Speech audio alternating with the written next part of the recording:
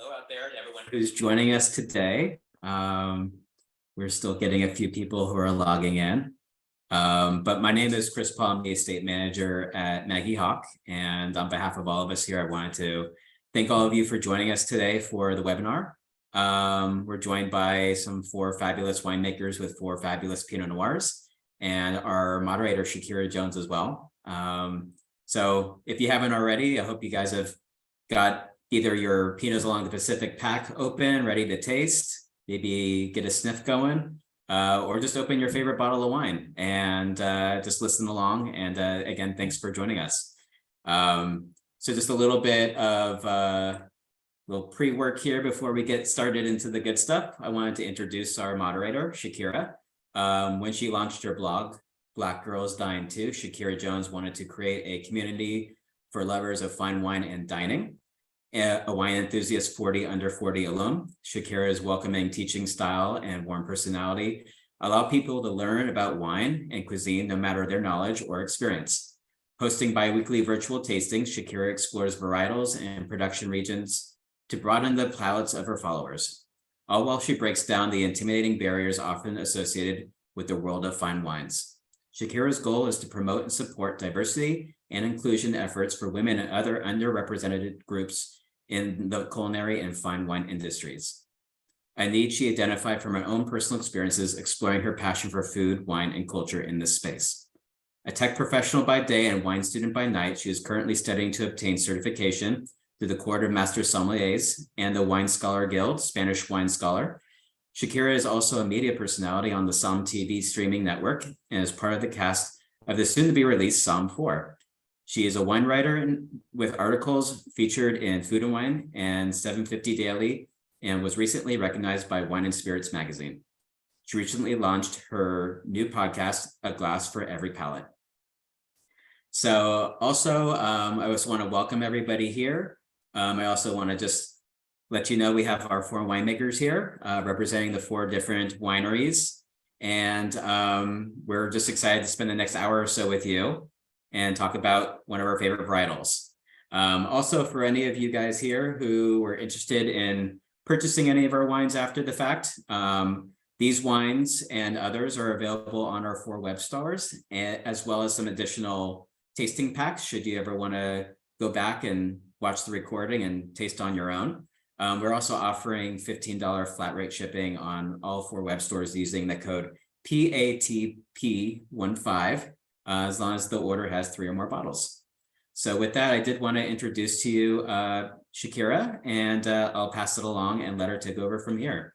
But I hope you all have a good time and ask lots of questions in the Q&A if you like, or even in the chat box. So there's a lot of us on here that can answer any questions you got as well. Thank you. Hi, Shakera. Hi, thank you so much. What a kind and welcoming intro. I do miss myself with short blonde hair every time I see that picture. Welcome, everybody. I am so excited about the conversation that we are going to have tonight. Pinot Noir is one of my favorite grapes on the planet, and oftentimes I cringe when I hear people only talk about Burgundy as though the grape is only grown in this very relatively small region of France, when some of the best examples of it that I've had are from right here in the United States, and specifically from along the Pacific coast. So I want you guys to know that this is not a college lecture. It is not meant to be boring and draining. This is an interactive conversation. You guys will be interacting in the chat for the meantime. We will have a Q&A at the end, but feel free to ask any questions that you have, and we will make sure that they get addressed. We have, for those of you that have the 4 wines, there is no particular order, and you do not have to wait for us. And by us, I mean anyone else, because as you can see, I already have my glass ready, and I have all 4 of them poured. So if you have any of these wines, feel free to drink along with us. And if not, just grab a bottle, grab a glass of anything, and have a great time with this amazing conversation. And with that said, I want to take a moment to allow our panelists to introduce themselves. So I'm going to start with Kate because she's the first one I see on my screen. Introduce yourself and your winery and let us know what we're tasting tonight from you. Hey, good evening, everybody. I'm Kate Ayres, the winemaker with Penner Wine Cellars up in Oregon. Tonight, you'll be tasting our estate vineyard. It's just a small 15-acre parcel. Super excited to share it with you guys. Awesome. And next I will go to Sarah from Maggy Hawk. Hey everybody, tonight we'll be tasting the 2018 Alfeet. It's one of 4 single vineyard Pinot Noirs I craft from Maggy Hawk Vineyard up in Anderson Valley.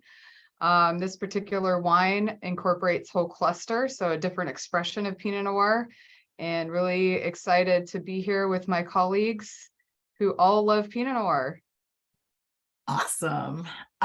Next we're going to go to Matt. What's going on, folks? My name is Matt Revelette, winemaker at Siduri. Tonight, you're dealing with the 2018 Vineyard, Sonoma Mountain. At Siduri, we make 18 single vineyard Pinot Noirs and 7 Appellation blends. A huge part of the Pacific Coast from Santa Barbara all the way up to Willamette Valley. So I'm lucky enough to make a bunch of different wines from a bunch of different places, all Noirs. And also, I get to work in the, as there's winemakers on this panel. So it's going to be a really fun evening. Cheers. Thank you. Next, we're going to go to Jill. Hi, everyone. I'm Jill Russell, and I'm down in the South in Santa Barbara in Santa Maria Valley. We are going to taste our Clone 4 Pinot Noir. So this is from our Clone collection from our single vineyard. The vineyard's name is Julia's Vineyard at Cambria Wine Estates. And it's a special clone, and we'll get into that why later, but it's one of my favorite wines, so I'm excited to share it with you guys and be with all my colleagues too. Guys, you were in for such a treat because this is such a fun bunch. Like even the pre-webinar, they were kind of just showing all the personality, which is so indicative of the grape. So I'm excited to get into this. So let's get into, right now, you're all making wine here on the Pacific Coast, but Pinot Noir is a very, very diverse grape grown all over the world. And a lot of times winemakers kind of find their way to where they want, where they feel philosophically as winemakers, the grape is best expressed and matches their style. So why don't you guys tell us where you started making wine and how your journey into wine began? Since they started with Kate first, let's start with Sarah. Yeah, so I started my journey. I went to UC Davis and got my degree in viticulture and enology 22 years ago, and have worked my way to Anderson Valley and making the Maggy Hawk wines. I started there in 2017. Initially, my career was in focusing on the Bordeaux varieties and mostly in the lab enologist positions. And then I made the jump over to the Burgundy side in 2010 when I started at Copan. And that's kind of where I fell in love with Anderson Valley, and have been hooked ever since. Awesome. What about you, Matt? Take us through your journey and how'd you fall in love with Pinot? Yeah, so it has been a journey in every sense of the word. So I'm originally from Lexington, Kentucky. I had zero winemaking or really wine consuming in my family. During the semesters in between college, I was going to college in Southern Indiana, majoring in philosophy. I had a friend who got a job on a vineyard in Kentucky, of all places, basically just doing manual labor, driving posts, training young vines, setting up trellis wire, stuff of that nature. And I just absolutely fell in love with it. It also helped that I got a philosophy degree and graduated during the recession in 2008. So job prospects doing most other things were just not going to work out. So that kind of worked itself out naturally. I knew I loved winemaking. I wanted to live somewhere on the West Coast in California. I got a job, an internship offer at a winery called Williams, who makes Pinot Noirs in Healdsburg, California. Basically moved out for an internship in 2008 and never went home. So I fell in love with Pinot Noir, basically draining and pressing fermenting tanks. And, I knew that there was no going back. And I'm really lucky to be able to do what I do 15 years later here. Awesome. That is an unintended backup plan that really worked out. Good for you. Sure. Thank you. Jill, how about you? Yeah, I've always made Pinot Noir and Chardonnay. I studied at Cal Poly, so down here on the Central Coast, And I was lucky to land a job in the Edna Valley, so a small region on the Central Coast, known for Chardonnay and Pinot Noir. But the winemaker I worked for sourced from Vineyard Vineyard. So in Santa Maria Valley, a really well-known, reputable vineyard that's actually the neighbor of ours at Cambria. And doing punch downs, essentially, I always was like intrigued by Vinacito. It was a different smell. There was something unique, really fun about it. So I've always been drawn to the region, always working for producers that made wine from Vinacito. And always was an assistant winemaker here on the Central Coast. Did a couple of little traveling here and there, but I knew I wanted to have my focus be here. I love the area. I love the wines.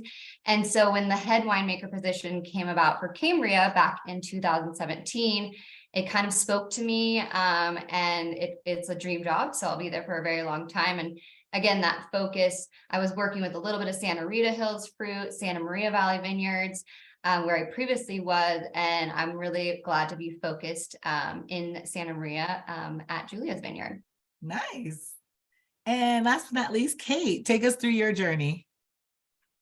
Yeah, I grew up on the North Oregon coast, and man, since the time I was about 3 or 4, I was destined to be a veterinarian. I was sure of it. So UC Davis seemed like the right choice. And I got to Davis. I started that journey and realized it was not for me, but turns out winemaking totally was. And I was an out-of-state student and spending a lot of money to be there. So I took a dive into winemaking. I took a quarter off and I worked for Cakebread Cellars, where I know they're a Cab Chardonnay house, but I fell in love with making their tiny little ferments of Pinot Noir there. And wrapped up my degree, traveled around, came back up to Oregon. I really, really wanted to be up here. I knew I wanted to do aromatic whites and Pinot Noir. I worked for Bethel Heights up here, and much like Matt, I graduated in 2008 and I hit the recession. So finding a full-time job, particularly in Oregon, which was not as big as it is now, was really, really hard.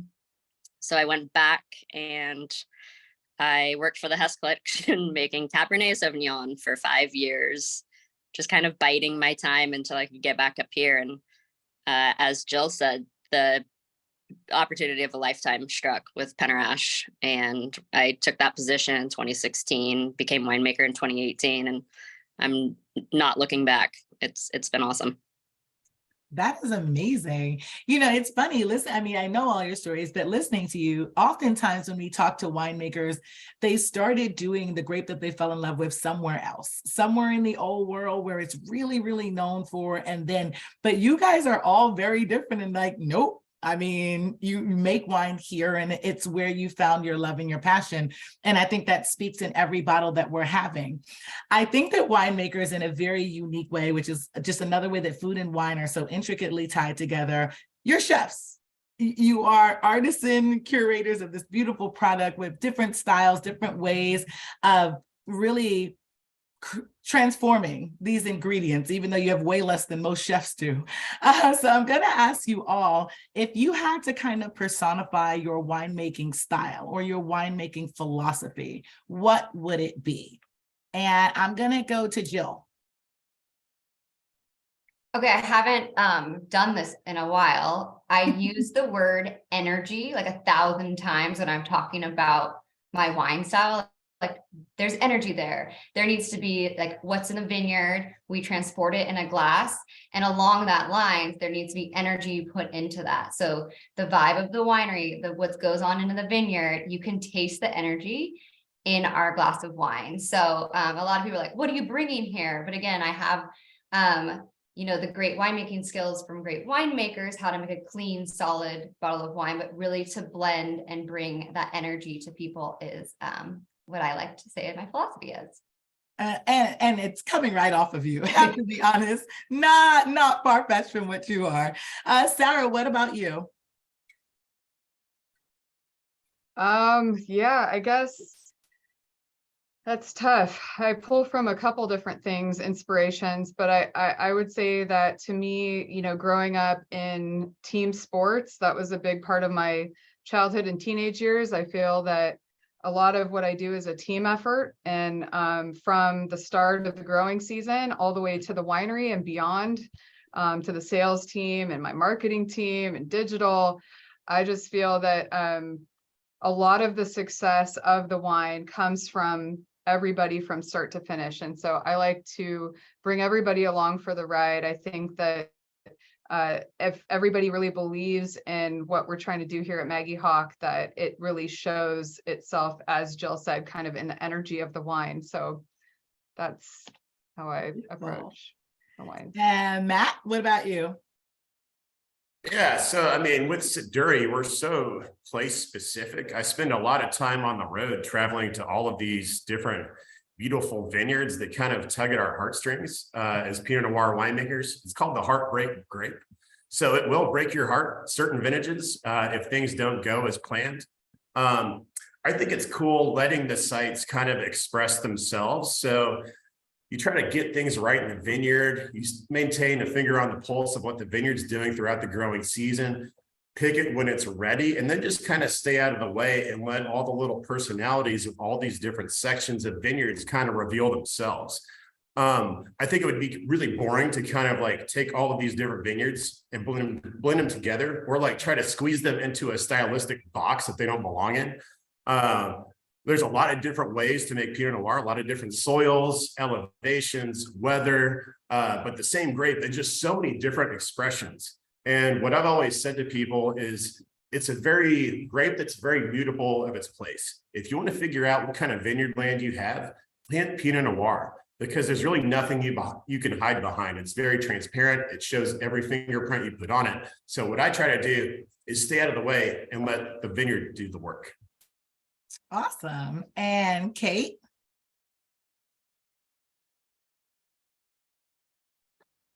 Echoing Sarah, the wines for me, and Matt too. I mean, we also produce 10 single vineyards and some AVA blends. So I also have I have a lot of sites that I need to travel around, and I really want them to speak to their own personalities. But at the end of the day, we're a team of 3 at Penner-Ash that do all of the winemaking, and it's a buy-in from the team from start to finish. And that includes the vineyards and the sales team, but so much of it is the core of us 3, that we're a family. And I think it shows in the product that we're producing. There's a lot of buy-in and there's a lot of love, and we spend an inordinate amount of time at the blending table, making sure that we are finding that perfect blend to put into the bottle. And it gets very, very meticulous, but I think what we come out at the end is something that hopefully we always want it to be something that you can share with family, and and Penner-Ash is a family, and there's this energy to it and this strength in the wines. And I think it really, really, it starts with the vineyards and the production crew. I love that energy is the continuous thread that we're seeing across here. Okay, so everyone's had a little sip or two, so now we can loosen up a bit. I'm not going to call on you guys. I'm going to let you answer the questions and lead this discussion. You know, Matt, I think it's you that mentioned it about how specifically like Pinot Noir, not unlike, but more like any other grape, really does speak to place. And in the wine world, we love the word terroir. It's just the best and worst of a word to use. But Pinot Noir, you know, I think as a grape, and for our folks listening in, I'm sure that everyone's got their opinions on it. You have people that love Pinot Noir to the point where they don't even want to drink anything else. Like it's Pinot or bust for them. And Sarah's one of them. And then you have other people that are like, nah, it's too dainty, it's too much of a diva, it's too fruity, it's too all these things. Meanwhile, I mean, if you drink enough of it, it's all of it, depending on where, when, and how. So I want to know, if you had to describe Pinot Noir from the Pacific Coast as a person, how would you describe it? Who would it be? And what is it about the Pacific Coast that produces such a unique expression of this grape? Don't all rush to answer it. I think that it's that one friend who's the social chameleon that can get along with, you know, different friend groups, family, like kids. It's like there's versatility, and there's versatility in the wines as far as pairing it with foods. There's versatility with the way, like you said, there's Pinots that can draw people in that are cab lovers. There's Pinots that are very light and ethereal and kind of earthy. So versatility, I'm not naming an individual person, but definitely a personality type that's versatile and also super fun. Oh, that's so good. And it's true. I mean, for those listening in, if you're ever worried about what to take to a dinner party, chances are a Pinot Noir, no matter what's on the menu, it's gonna work. And people are generally gonna like it no matter what they normally gravitate to. But there are some finicky things about it that make even winemakers a little bit hesitant to touch it or plant it or any of that sometimes. So what would you guys say are kind of the most challenging things to grow it, especially since the end product is so impacted by climate, by soil, by everything? What are your least favorite things about this grape that you love so much? I I feel like Sarah should Jump on that answer grenade, Jay. Go ahead. Go, Sarah, go. Oh, I think because it tends to ripen earlier, it's kind of a barometer of the harvest. Unfortunately, Pinot Noir, like Matt was saying, it is so versatile, and it's the first thing to bring in for sparkling, and then essentially carry through the rest of the harvest for red still wine. So I think that oftentimes, like if Mother Nature were not to cooperate early on, it would be Pinot Noir would be hit the hardest. And so that to me is the most challenging. But I guess, if Mother Nature does cooperate like it did in 2018 with all of our wines that we're tasting here today, at least up north, what I saw, it was handed to us on a silver platter. And so in those years, wow, I mean, it's the angels come out and sing. That's great. And we are talking, my next question was going to touch a little bit on why we selected the 2018 vintage to go with. And you kind of touched on it, like if ever there was a vintage that everything fell into place of how this grape should grow from these particular places, it grew well. But how much, I mean, the soils and all of these things, we talked about climate change and global warming. I think a lot of people often only tie that to weather, but there are so many other things about farming practices and canopy management decisions that need to be made and all those things. Can you talk to us a little bit about like how climate, soil, and other things that just affect farming practices and decisions really, really impact what we end up with when it meets the bottle? How much time do we have? I know. Shakera, one thing you said in our little practice run is like Pinot can be the diva grape and it needs to be touched so many times. That's why I'm like, a lot of the work happens in the vineyard, and you're going to hear us all say that over and over and over again. But essentially it does have like many passes. The crews are going in through and they're doing the leafing. So you're removing leaves to expose the clusters to get that little for us, caliper sunshine.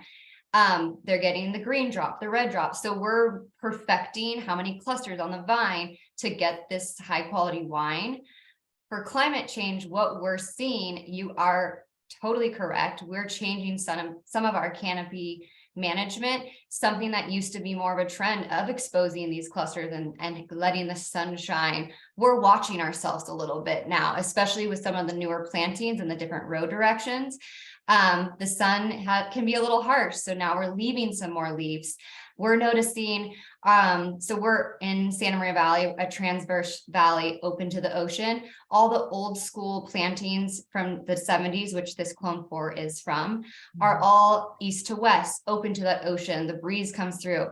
The newer plantings were turned, and now we're seeing, wait, let's go back to being open and exposed and get that wind funneling in. So you're definitely right with the climate change, with also the drought. I think 18, why we were so pleased was also the beautiful weather, but we also got some great rains that we actually saw the benefit in 2018. We got the salts in the soils washed away. I almost thought 18 was great because it was also my second harvest, so I didn't feel like I was running around crazy. So I'm like, is that why? But no, it really was a beautiful vintage that I'm sure everyone will speak to. That's wonderful. It's so funny, like what you just said and what Matt said. It's like two different people, almost like when it's in the bottle, it's a chameleon, right? It works for everyone. But as a grape, it's almost like Goldilocks. Like it can't be too hot, it can't be too cold, there can't be too much sun, too little light. And that's a really big challenge. And I'm glad that we're segueing into this about growing on the Pacific soil, about on the Pacific coast, because you're not only dealing with the California sun, but you have this huge oceanic influence that's really impacting how these grapes are cooling down, what type of moisture is coming in. So since you're all kind of in different parts of the Central Coast, I think this one's for everyone is how much of that Pacific Ocean influence, how much is it impacting both your farming practices and kind of decisions that you're making in the winery? I would say up here in Oregon, we have mountains on both sides. We have the coastal range, and then obviously you have the big Cascade Mountain range, and the valley floor is quite large and quite wide. But we do have the Van Duzer corridor, so that rips the coastal winds in through there. It starts south down in the Eole-Amity foothills, and those grapes tend to have thicker skins. They're more concentrated. We also pick them later, even though they're further south. As you funnel up, you get into some warmer climate. Our diurnal shifts at nighttime temps happen to be greater down there than they are up north, but I think that perhaps our diurnal shifts are bigger than California's, which holds our acid concentrations. Matt says, eh.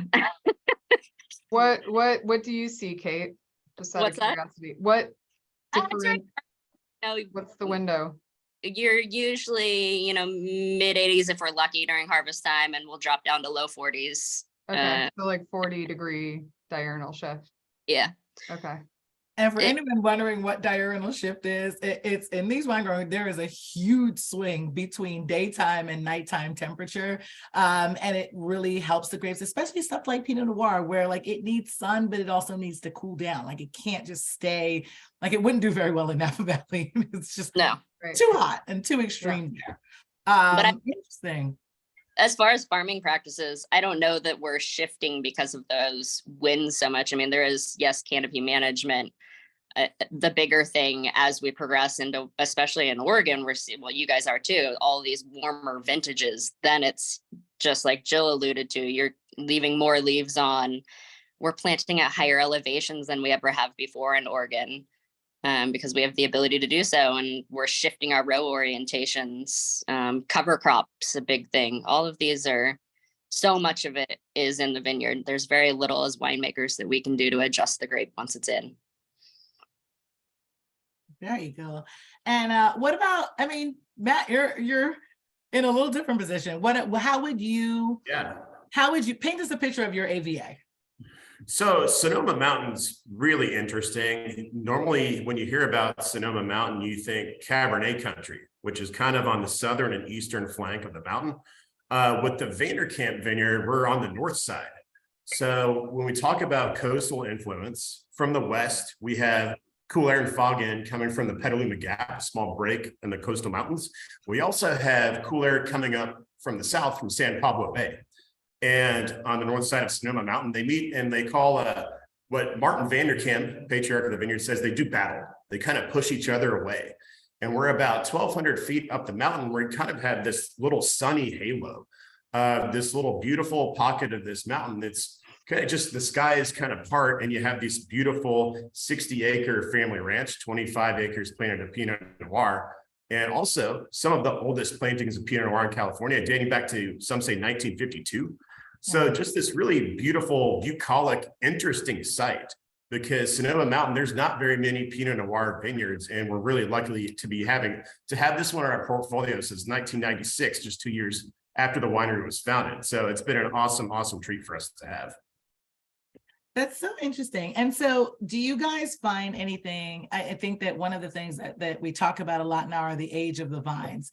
Do you find in all of your specific AVAs, like what's the average age of these vines, and how is there anything particular, whether it's the acidity levels in the soils or anything that's impacting kind of the age and the fruit production on these vines? especially for those of you that are using whole cluster, because there's a beautiful, if you guys have these wines, there's a beautiful savoriness to all of these that I absolutely love. I think something that we learned from these warm vintages, like in 2022, older vines seem to tolerate those heat spikes a lot better than younger vines. I think mostly due to root depth. And there's just a hardiness to those old vines and some beautiful qualities that come from them. Yeah, I agree with Matt, very much so. Yeah, our clone 4 that we're tasting tonight they're from our vines planted in the 70s, and they're vines that are taller than me. They're super majestic, walking through these wide rows from like how they were planted back in the day. They can hang on longer, and we don't need a rush to pick them. If there are heat events, they can handle the heat. And yeah, Matt, about the roots, I feel like there is this texture to them too that the young vines don't have. Of course, we do have love for our vines that, were redeveloped in the 90s and 2010, and we're falling in love with them. But there is just something so special about these old vines that are focused in this wine. And just so you know, this wine is actually 100% destemmed. Sometimes we do get questions if there's whole cluster, and that it really is our Santa Maria spice. We just have the savory note, especially with this clone 4. And all of our wines are 100% destemmed.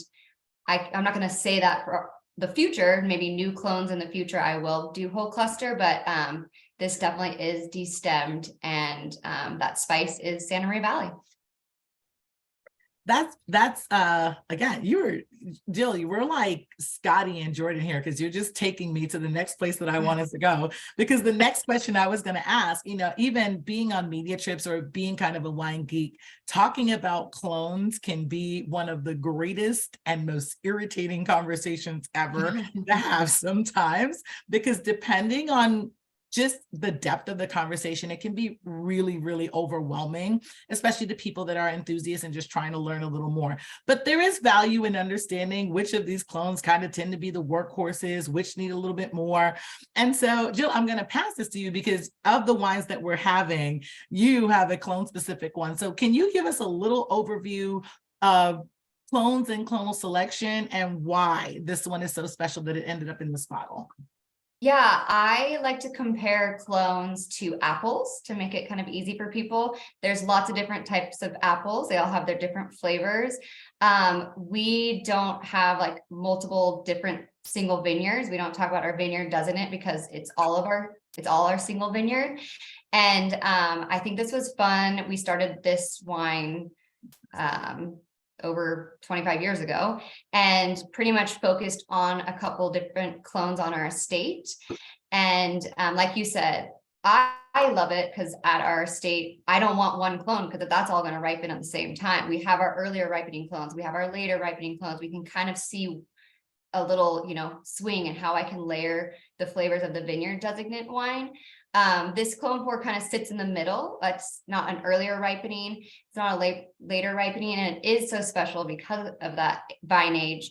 And another thing we do with this wine is 100% barrel fermentation. So again, wine is typically put in a stainless steel tank, different sizes, fermented, and then aged in oak barrels. And we actually take heads off brand new oak barrels and ferment in these barrels, hundreds of them, because we all do these different clones, and actually age the wine back into those barrels. So this wine is 100% new oak. I don't always love saying that right off the bat, but what's happening is it's getting seasoned, and during the fermentation process, really marrying flavors with the oak.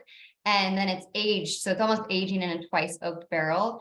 And we love to have kind of those wine geeks come to the tasting room and taste the different clones. We all have our favorites. I change my favorite all the time. Right now, it's not a lie. Clone 4 is showing really beautifully, and it is a favorite. I also love our Clone 23.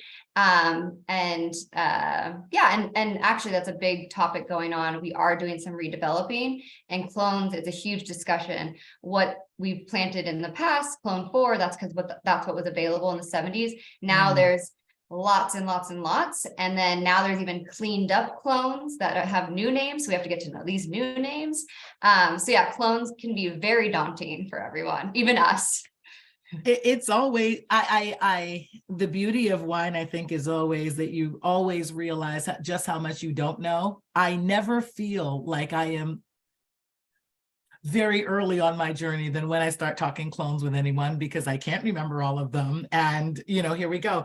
Would you guys say, though, that there's anyone that particularly does better, like across the board, in, say, Santa Maria Valley versus Anderson Valley? Or like, are you guys pretty much using a variety of the same clones? And I'm glad, Jill, that you talked a little too about aging and vinification vessels, because in your wine, I think it's the type of Pinot that I actually don't think people realize exists too, right? Because there's beautiful acid, but there's a bit of grip to it too, where I think a lot of times people think that Pinot Noirs are just these very soft and dainty wines, but this has a beautiful, not bite, but like, it's going to let you know that it's present. And I love that.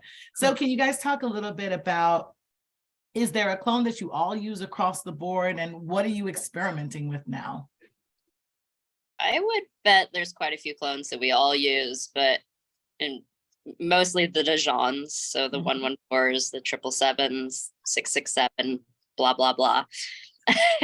But when it comes to clonal makeup and what we choose to use, each of us individually, I think I always akin it to the painter's palette. It's each of us have our own, we have certain clones that we prefer, and it's site specific, and it's also wine specific. So in our wines, we lean pretty heavily on Kamp if we can.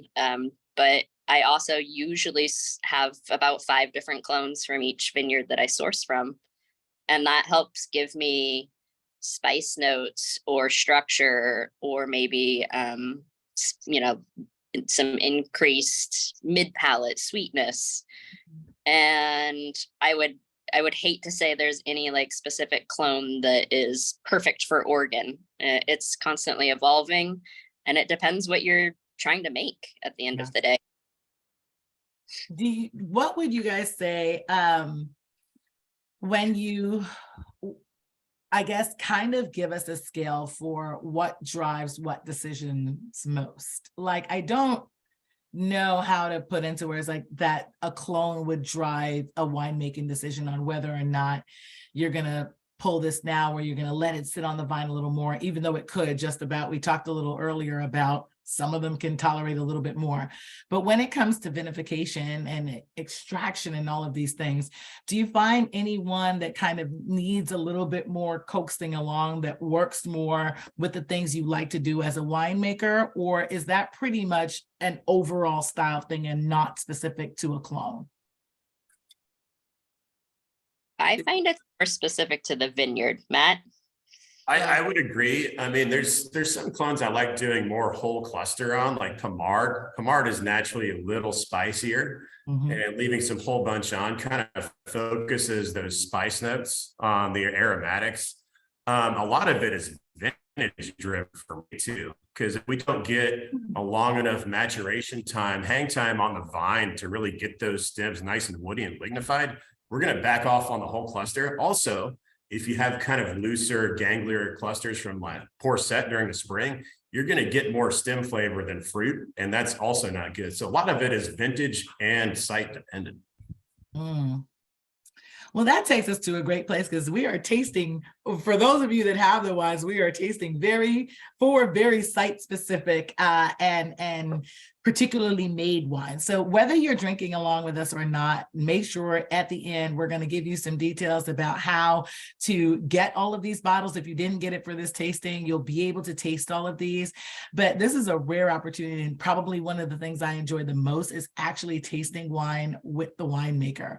So we're going to go through and we're going to let each winemaker talk to us about what it is about this wine, this grape, their style, their philosophy behind this. I have been nose deep in this Maggy Hawk. So Sarah, I'm going to start with you. Tell us a little bit about the wine that you've selected for us to taste here, how it's representative of the vintage, of your style, and of your AVA. Sure. Yeah. So Maggy Hawk Vineyard is a very special vineyard up at the deep end, as we call it, in Bootling and Anderson Valley. It's the far northwest corner. Anderson Valley is relatively small as an AVA. It's 15 miles wide or long by 1 mile wide, and about 9 miles as the crow flies from the Pacific Ocean, close to the town of Mendocino. This wine, as I mentioned before, is what I call the whole cluster blend wine. And so part of my approach to winemaking is when I'm calling the pick, I dissect the vineyard. It's 15 blocks planted to 5 different clones of Pinot Noir. When the block comes into the winery, I'm separating it into 2 fermentations, usually one with all whole berry destemmed, and then one with a varying percentage of whole cluster, anywhere from 25 to 100%. They're all fermented and aged separately. So in any given vintage, I have between 30 and 35 different lots of Pinot Noir from this one site. For the Alfeet in particular, I'm looking at just those whole cluster lots and crafting a blend from that. So this particular vintage has 35% on average whole cluster, and minimizing the new oak, because in my opinion, once you start introducing a lot of new oak, then you're taking away from the impact that the whole cluster has, which is incredible lifted aromatics, a very nice frame of tannin on the outside edges, and a juicy core. So over, this is 18 vintage. Here we are now, we just did the 2022. As I'm working with this vineyard, and as the environment changes, I'm increasing the amount of whole cluster and backing off on the new French oak. And I'm proud to say that we've gotten up to 60% whole cluster and 0% new French oak, just to really set it apart from the other 3 Pinot Noirs in the lineup. It, vine age, we talked about, plays a huge role. These vines are 22, 23 years old. And I really feel that they are in their prime, if not just getting started. And so I hope to have this vineyard last for another 20, 30 years and continue to express the beautiful Anderson Valley terroir. Awesome. This wine is absolutely beautiful. Thank you. I have Coravin these wines. Otherwise, well, the one that I didn't Coravin because I couldn't is substantially less in the bottle than was. Who wants to share their wine next? I don't even want to call it. I want you guys to. Okay, if you don't, then I'm going to call you out. I'll share, Shakera. All right. So this is our Camp vineyard from Sonoma Mountain. I alluded briefly to our history there. Very interesting place, cooler climate, rocky clay soils. It's also down the street, basically, from Jack London's former home, who wrote Call the Wild. I like to think there's a little bit of Call the Wild in this wine. So there, of course, there's like some really beautiful black cherry notes, but there are always some wild secondary things going on. There's some bay laurel trees kind of next to the 777 clone we get. I like to think it imparts a little bit of bay leaf. Also kind of like almost like a smoked meat characteristic to this wine. So there are some very new world California fruity notes, but also some very decidedly old world things going on in this vineyard. So I would not want to blind taste this wine. Yeah, so beautiful things going on. And I'd be remiss to kind of give a shout out to the founders of Siduri. When Siduri was founded by a husband and wife team, Adam and Diana Lee, in '94, they met in Texas, ventured out to California on a dream, and made a couple barrels of wine that Robert Parker happened to love. So that's how that winery was born. Very bootstrapping, and that's something I've always gravitated to as well. So it's this constant adventure of finding unique places, and Camp is certainly one of them for my money. Oh, absolutely amazing. Jill or Kate? I'll jump in there. I feel like I touched on my wine a little bit, so I don't want to be repetitive.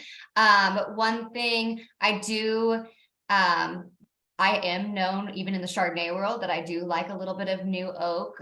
So I will touch on that. I think of it as a little bit of makeup, like you can go free flow, nothing, fine. But sometimes a little bit is like a lift, confidence. So it kind of adds to the wine. We wouldn't put it on any spot on the vineyard that can't handle it. But with our terroir, with this cool climate we have, the foggy mornings, we get these super crazy winds. It's cold there. Like people think Santa Barbara, like bikini on the beach. No, you're wearing layers on layers and it's cold. So really having that cool climate, we have that acidity retention that Kate touched on. We have the acid, we have the texture from these old vines. We have this fruit, it's a lot of cranberry, pomegranate, and we also even have this savory note because of that, our soils and the Pommard. Pommard is also clone 4. So when I say clone 4, I'm also talking about the Pommard clone. So all of that can handle the oak. And we also take the time to match the oak. So the winery I worked at previously, he loved new oak. I've been to a couple cooperages, really learning what forest, what, grain tightness, what toast.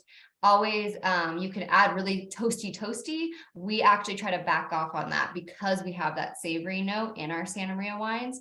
We will do kind of a longer, cooler, firing process. We like those toasts. Not just me, but years before, we've done many, many trials to really match our clones to barrels that work well together. So again, the clone 4 having that light savoriness, we're definitely doing a lighter toast. I hope you guys enjoy. I'm totally gonna steal makeup. I normally use it as I normally say salt, right? Well, so many virtual tastings, you get sick of hearing yourself. Yeah, I'm a makeup girl, so I love it, but also bad skin under your makeup, you can only hide it but so much. So it can be used to cover, flaws, but in the end, if it's just not, a little bit. Yeah. Oh, I'm here for it. If you hear me, great. I'll give you full credit. Kate, how about you? These guys pretty much already touched on so many things. But this wine that you're having tonight, I said, was from a 15-acre vineyard that surrounds the winery. We have 8 blocks planted to 5 different clones. And just like Sarah, I'll bring them in. I have anywhere from 15 to 20 fermenters for this particular wine. I dabble in whole cluster. We are certainly not big whole cluster users, and it's vintage dependent and certainly block dependent. And we'll go anywhere from 25 to 50, but very rarely above that. And as Jill was speaking to, I'm not shy about oak, but we don't use any huge percentage of it. I buy from about 30 different coopers and or toasting variations. So I have a lot of things to spice up each individual lot as I see how they're shaping up in the fermenter and when they go down to barrel. A lot like Jill said, and this really speaks to climate change, we have adjusted the toasting levels. So I am also going in that longer, lower toasting to get sweetness and a little bit of texture, but I don't want to wall up the wines. The 2018 vintage was a warm growing season for Oregon. And the last thing we needed to do was like pummel it with a bunch of new oak. So if we could create an elegance and a structure, just a little bit of that vanilla undertone, that's what we're going for. I don't want it to just be leaping from the glass. It's a big site. Our estate vineyard they're about 20-year-old vines. They're just coming into their own, but it's not a shy wine. I would eat it with a steak with it. Very easily. I'm tasting these wines intentionally out of 4 very different glasses, and I happen to pour yours in the largest bowl that I had tonight, and I think it's so perfect for it because it's so expressive. And as I've been going back to it, and I get something different every time. And for those of you that, whether you're tasting these or not, like that's always such an interesting way to really enjoy and experience your wines, is to go back to it, like pour the glass, walk away for a little bit, and come back to it because it's ever evolving. I know that this one's going to be a bit of a challenge to do sometimes because you don't want to pigeonhole an AVA or anything into one thing. But I think that in the old world, people obsess over, I know Burgundy collectors that only drink from these villages. That's it. I'm like, okay, well, that's really limited, but I'm really glad that you have enough money to do that. And so I think that it's a gift and a curse to really fixate on that. But I do also think that as you really start to explore wines, you really do start to learn that this particular place gives you something. It expresses something. And the people growing grapes and making wines there preserve that very, very special thing that this grape from this place gives you. So I want, if you guys can, if someone just needs to have this elevator pitch in their head about your AVA and the wines that come from there, what do you want people to remember about the AVA where you are making wine? I'll start. I love Jill's comment about makeup. I think that I've mentioned this a couple times, is that I think Anderson Valley wines are beautiful without the makeup and don't need a lot of that. I definitely think that there is a rusticity to the Pinot Noirs, a transparency. I think Pinot Noir naturally as a grape is very transparent, but in Anderson Valley too, there is a lot of clarity of the site and of the location. All right. I feel like Matt's gonna go. I can jump in next. Yeah. With Siduri, we're in so many different places. It's really just different personalities. I try to not play the better or worse game. Oregon Willamette wines distinctly kind of turned earth, dark fruit. They ripen differently. You get ripe flavors at low bricks. With us in Sonoma Mountain, there is a kind of distinctive woodiness to the wines that I think is really interesting. It's condensed of different personalities. Some of them will be really striking and amazing to certain types of wine drinkers. Some might like them all. We love those people too. But additionally, I think the take-home message is that there's room for the table, and I think something that's truly for everybody with Pinot Noir. For sure. Jill? Touching on the makeup again. So just another thing about the new oak. Say I took this Pinot and put it in brand new oak barrels, 100% new oak barrels, it would have a very different outcome than how we vinified it from the start.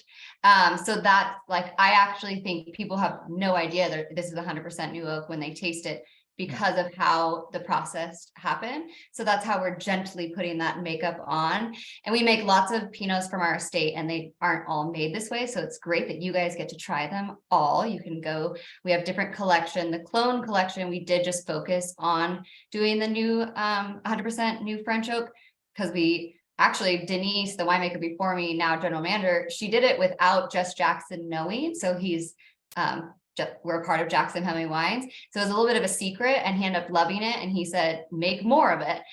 So it's been a tradition around the winery. These guys take heads off, put heads on like no other. Matt has actually seen the process. It's pretty labor intensive with the process of doing that, and then all the punch downs. So it's really fun that, we talked about this team effort.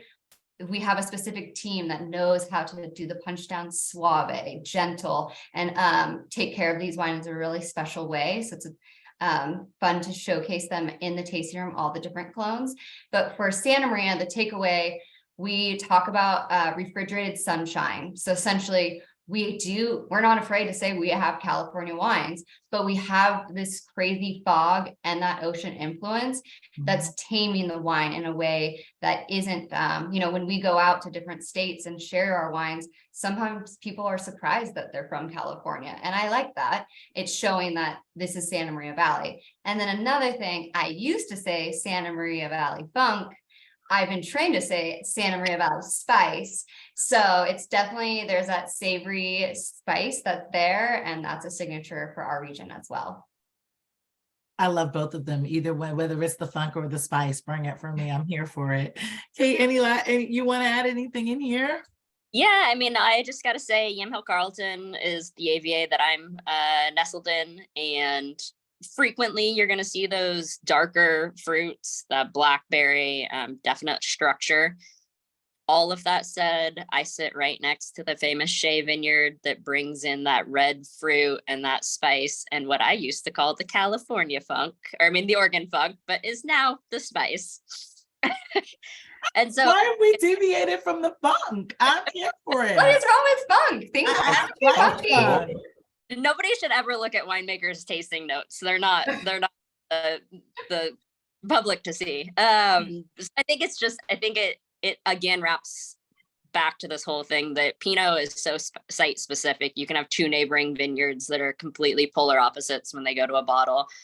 And what Sarah said is exactly true. It's very transparent. I think that's what perhaps we all love about it, is that Pinot Noir, you have to be very good at your craft because it will show every flaw possible. It's the beauty of Cabernet is you can bury a lot of flaws, but you can't in Pinot Noir.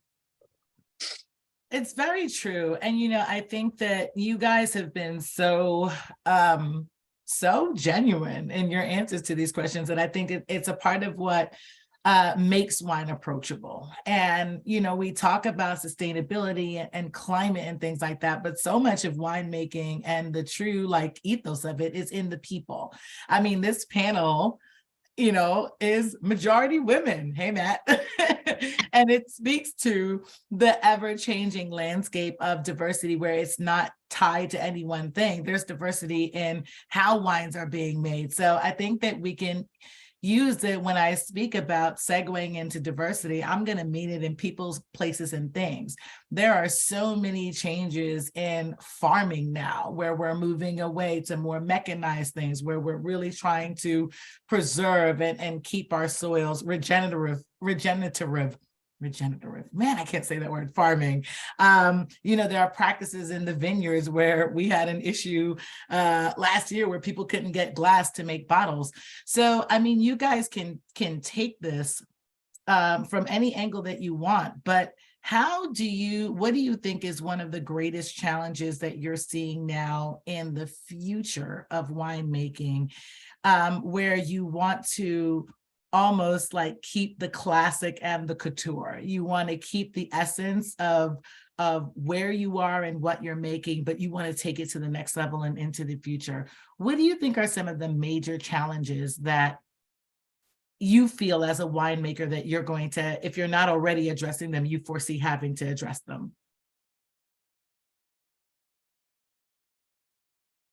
That is a big question, Shakera. My goodness. You have freedom to take it from any angle that you want. It was kind of open because I know that it's so broad. It's really heavy too, because I think we rely on so many resources to essentially put the final product in front of all of you wine lovers. I mean, the vineyard is where it starts, so we can talk about that. And as you alluded to, then we have the people that produce our glass. We have the cooperages in the forest that they harvest from in their production.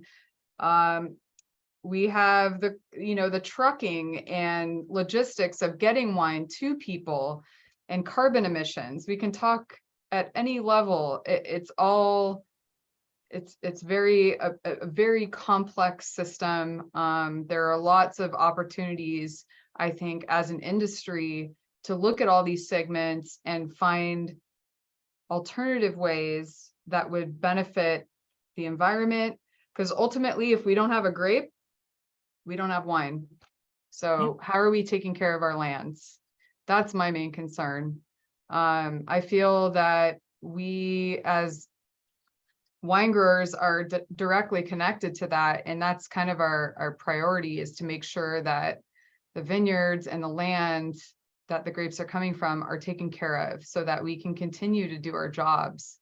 But it's also the support of all of these other sectors, glass, cork, transportation, all of those things that are affected too. So it's a big discussion. That was a great holistic answer to it, though. And funny, the reason that I asked it in that way is that oftentimes, and when the audience joins in, I'm sure that this will come up, is the pricing of wine, right? Like, it's really easy to say wine is expensive when you don't understand, and we're not transparent about just how much goes into making a single case of wine. Sure. And so, you kind of summed it up in a very concise way, that those are real challenges that when we think about, and for me, those actually all fall under the umbrella of diversity and the future of wine, because if we're not tackling all those problems, where do we end up? Well, thank you. And in California, nonetheless, which is probably one of the most expensive states to live in. Yeah. So trying to support the community of winemakers, vineyard workers, cellar workers, sales force to all make a living wage so that they can continue to do the jobs that they love. I think the community aspect of that is equally as important and part of the conversation. So For sure. yes. Anybody all of else want that. to add in on that? I threw in the chat box, let's bring more people to Team Pinot. I've been tasting along with my estate manager here, and these wines are awesome. Fire. The joy If to you make haven't them. had them, like, seriously, guys, anybody that had them, then I suggest, I did use my Coravin because I wanted to stay focused on moderating, but these wines are all phenomenal. So if you didn't have them for this, we are going to share exactly how you can get all of them. These are 4 wines you just have to have. Have to. Did anyone else want to speak to any particular area of the challenges and stuff? Or otherwise, I'm going to go, Matt, if you want to bring people to more Team Pinot, I think one of the big things is, like, food and wine pairings are such a thing. It is the question that I get asked more than anything else is, this is what I'm eating. What do I drink with it? Like, someone will tell me that they're having a fish dish. I will ask them, what sauce are they putting on it? They'll tell me something tomato-based. I'll say Pinot Noir. They'll say, no, you can't have red wine with fish. So for the wines that you guys have had here, how would you pair these wines? And I'm not talking like Michelin star meals. I'm talking if you were going to advise somebody that's making dinner tomorrow night and they're having your wine, what would be your go-to food pairing for it? I would go with sausage stuffed mushrooms. I think my first aha moment with Pinot Noir was with sauteed mushrooms, and the way that it pops the fruit out, the interplay between the earthiness and the spice and the fruit is really awesome. And it's really simple and accessible too. So that's kind of my go-to intro, I guess you could say. That sounds delicious. And I'm hungry now. That sounds so good. Jill, what about you? This is a very complex wine, but so easy drinking. What would you eat with this one? I just think Pinot can go with everything and anything. It doesn't even need food. But right now, maybe because I know it's on my menu tonight, is pork. So anything pork, but like a nice barbecued pork loin. And again, it has a little bit of that smokiness and can handle the Pinot, but really Pinot can go with anything. Agreed. Kate, what about yours? I always go for lamb. I think Pinot does great with lamb, and we have a lot of mushrooms up here in Oregon. So just like Matt said, saute up some mushrooms on the side, keep it simple. Oh, I wish I had mushrooms now, because the earthiness of all of these wines. Dang it. Sarah, what about you? What would you pair with yours? I think, my weeknight with having 2 kids, I'm gonna go for pizza. Pizza with mushrooms. Yes. Sounds really easy and delicious, and why not add a glass of wine to that? I'm telling you, man, talking to somms and talking to winemakers, very, very different overthinking of food and wine pairings. These are so simple. I'm thinking of it with all of these wines in my mind. I'm thinking we are this close to the Super Bowl. Every last one of these wines would go with wings, depending on what you did to your wings. Right. Every last one of them. If you want that funk, if you got some smoky ribs where you can actually smoke anything. I can't because I live in New York. But if you could, That smokiness with some smoked wings or some smoked ribs or some brisket would be epic. I can get mushroom pizza. Thank you, Sarah. That I actually can order after this. Yeah, New York pizza, you have the best pizza in the world. That we do have. I can order really good pizza with sausage and mushrooms as soon as this is done. I am happy that I will not starve tonight. Guys, I'm going to give you guys the opportunity to give some, like, just, you know, we talked about bringing more people into Pinot and particularly these wines. Like, you know, people live in different markets and what's available. Like, what's the impetus you're going to give people to just try it, man? If you see it, give it a try, and why? And then, audience, I'm seeing this chat just blow up, so we'll definitely go into the Q&A after this. But what do you guys want to leave everyone with when we're talking about these amazing, amazing Pinot Noirs? I think Pinot Noir, you know, we talked about its, you know, ability to pair with lots of foods. It's got that deliciousness factor. It's silky. It can be rich. It has good acid to be able to pair with everything. And, you know, it's made with a lot of heart. It's the heartbreak grape. And we pour a lot of our passion and heart and soul into making these wines, and we can't wait for everybody to try them. And you really taste the sense of place, and you're tasting four very unique places tonight. Yeah, the diversity within Pinot Noir, it's not a grape where you could just say you don't like it. You gotta experience it from different places. I completely agree. I cannot believe that I am seeing slander towards New York pizza. We started a little battle in the chat. Wow, we're gonna have a pizza and Pinot throwdown. Like, what is happening here? I thought New York pizza was the universal truth, except for the people that like pot pie from Chicago. But all right, no judgments on pizza. So I think that this is a good segue for us to go into the Q&As. Chris, can I just pick any of the questions here? Absolutely, go for it.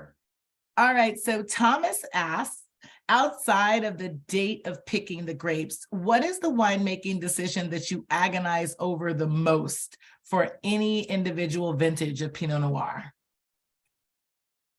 Blending. Every step of the process, how long you're gonna take to get through ML blending, and then when it finally goes into the bottle, that last day when you're hitting a bottle is like, we did it. It's up to the sales team now to not muck it up. Got it. James Moy says, question for Shakera and the panel. What wine and cheese pairing would you say are your favorites?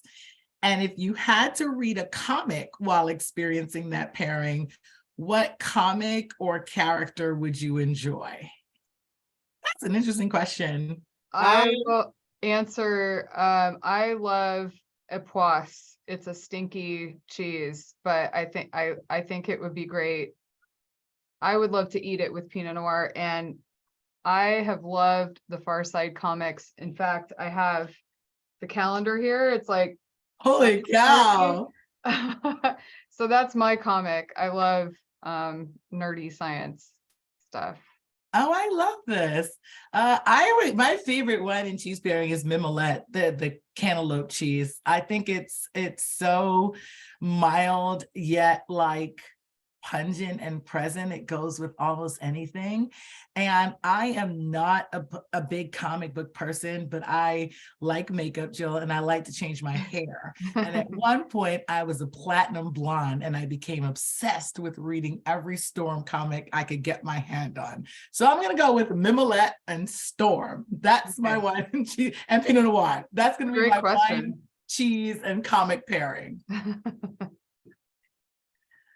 Haley asks, do you ever dramatically adjust your winemaking techniques with certain wines based on what the vintage brings? For example, she says using new oak versus neutral oak.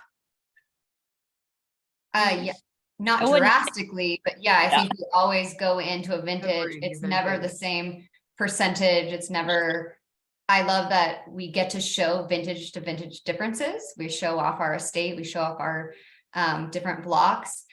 I have sections of the vineyard that are meant for these new oak barrel ferments. If it's not up to par, it's not going in those new oak barrels. So again, that's us in the vineyard assessing the quality after they pick, still assessing.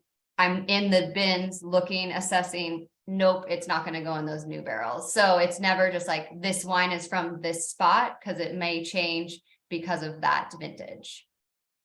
Great. I think some vintages where we have a bunch of small seedless berries that you can crush them up in a bag when you're sampling the vineyard prior to the pick, and they'll get really dark really fast.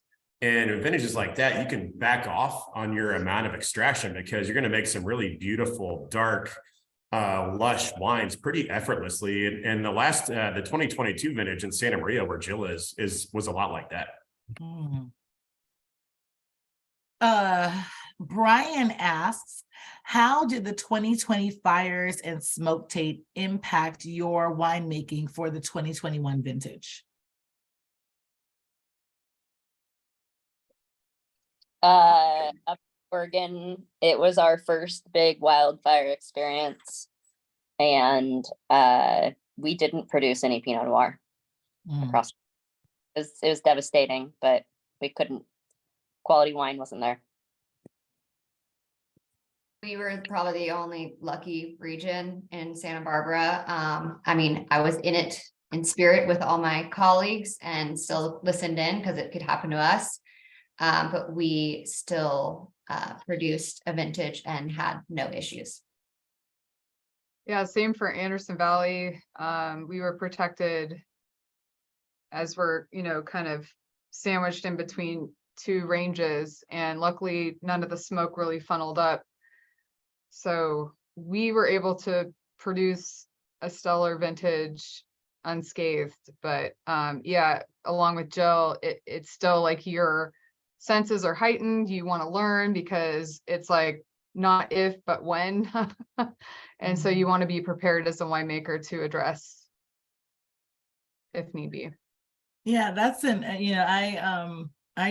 we flew out during that time and did extensive covering of a lot of that stuff. And I think that as someone that writes and speaks to the public a lot, I can't stress enough that a lot of people just, again, going back to this idea that winemakers are artists and professionals. They will not make wine that they just know. It's heartbreaking, but you'll lose your fruit before you put something that is just not good. So this whole idea of like this whole vintage of wine is just bad and shouldn't be purchased.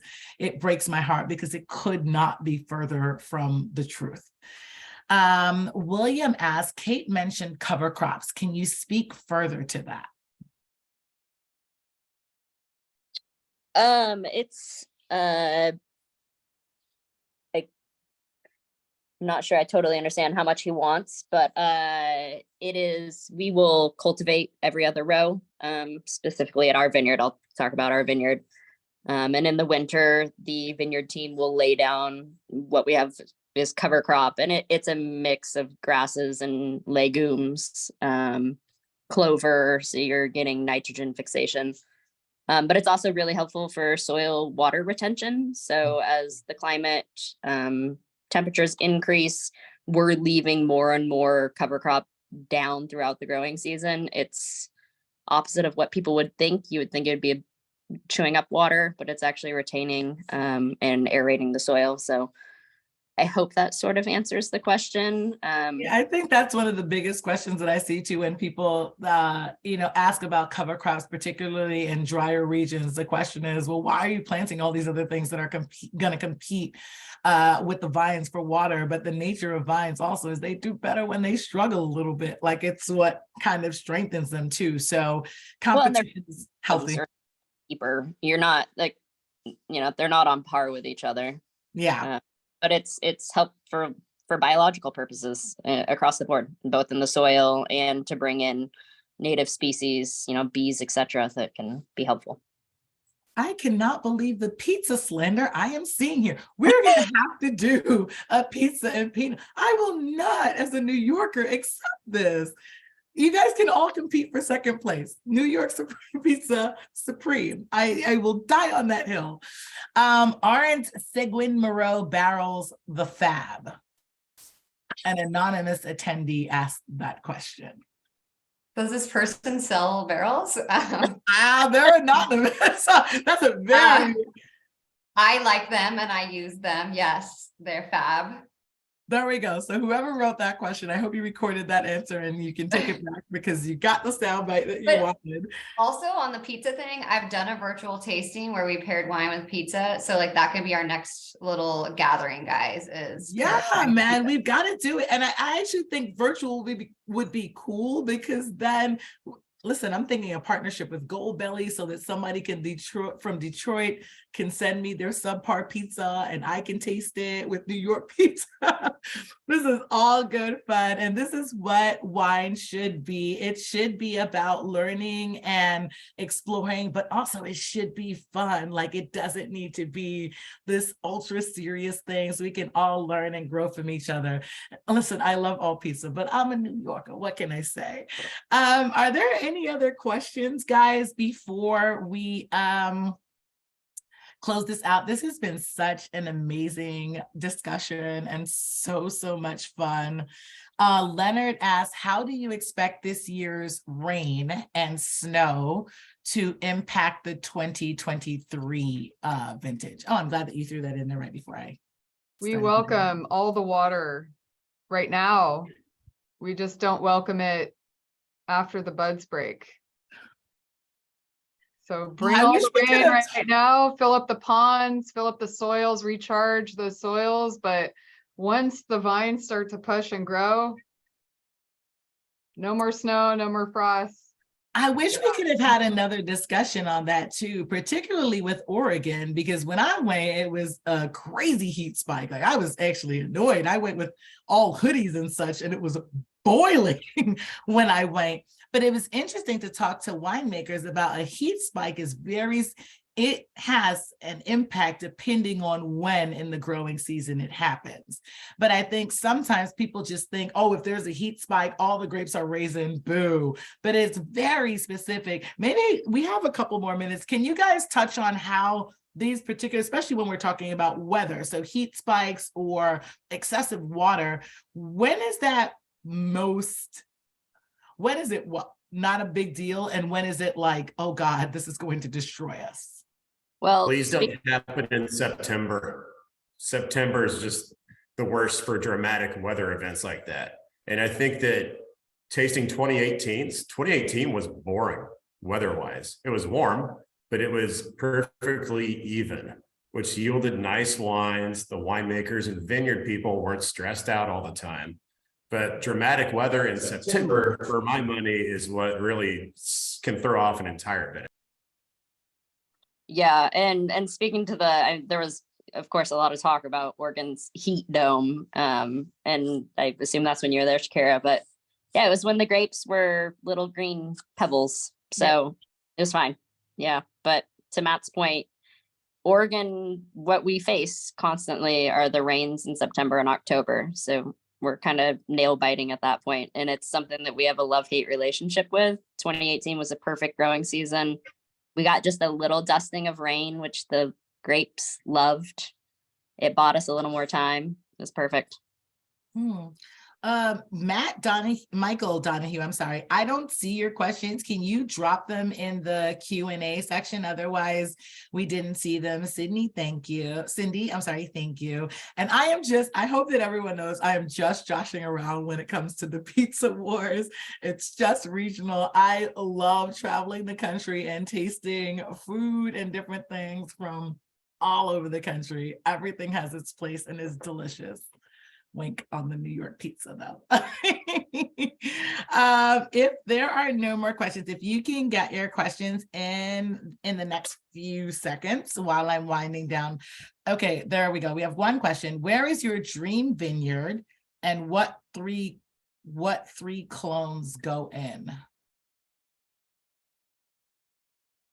I guess that's where would you, Michael, if I am not correct in my interpretation, please feel free to say so, but I think that they might be asking like, if you can go anywhere in the world and grow Pinot, where would it be if it's not already where you are? I'm not sure it would grow Pinot. What would you grow? That's a good question. So if you could go to your So you're dream- assuming I would grow Pinot. where would, all right, Sarah, well, where would you go and what would you grow? Oh, this is a whole winemaker series.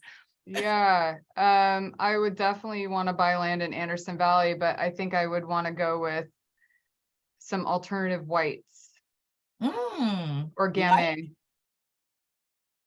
Oh I'm God. gonna cheat and go to Burgundy and go to DRC. So, bye guys. Are you buying? Is Michael buying? Is he I'm going paying if for he's it? Right. Let's go. I'm going if he's buying. Okay, I think we've gotten all of the questions. I want to take this time to really thank our panelists. Guys, you gave us so much of an insight to not only your philosophy as winemakers, but on these beautiful AVAs that people really should be exploring, particularly if they love Pinot Noir. And almost more, I want them to explore it if they think that they don't love Pinot Noir, because these wines are absolutely phenomenal. I want to remind everybody to go to, whether it's to the winery's website or to their social, check your emails. You are going to get some information about deals on getting these wines. I really, really encourage you to get them. There's not a sales pitch from me, but they're just delicious wines that I think you guys should taste and experience. Thank you guys for having me and giving me the absolute honor and privilege of hosting this conversation. And I guess I'll turn it back over to Chris. Thank you guys so much for joining and chatting wine stuff, talking all things Pinot with us this evening. Yeah, thank you, everyone. And I hope you all enjoy your evening. And don't forget to visit our websites, and we hope to host you at our tasting rooms this year. Thank you and take care. Thank you, everyone. Thanks, guys.